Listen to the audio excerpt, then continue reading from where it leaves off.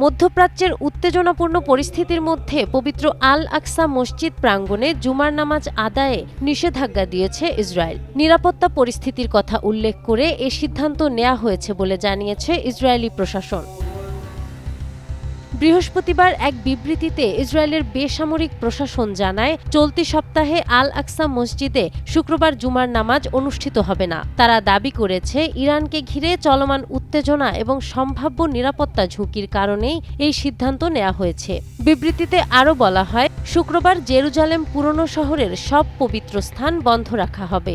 এর মধ্যে রয়েছে ওয়েস্টার্ন ওয়াল এবং আল আকসা মসজিদ।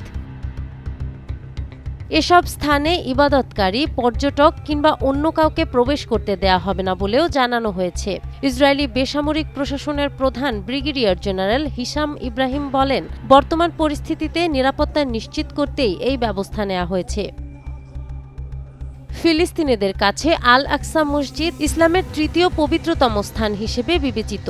1967 সালে 6 দিনের যুদ্ধের পর পূর্ব জেরুজালেম দখল করে নেয় ইসরায়েল। এরপর থেকেই এই এলাকার নিয়ন্ত্রণকে ঘিরে উত্তেজনা অব্যাহত রয়েছে। বিশ্লেষকদের মতে, আল আকসা মসজিদে জুমার নামাজ নিষেধাজ্ঞা নতুন করে উত্তেজনা বাড়াতে পারে পুরো অঞ্চলে।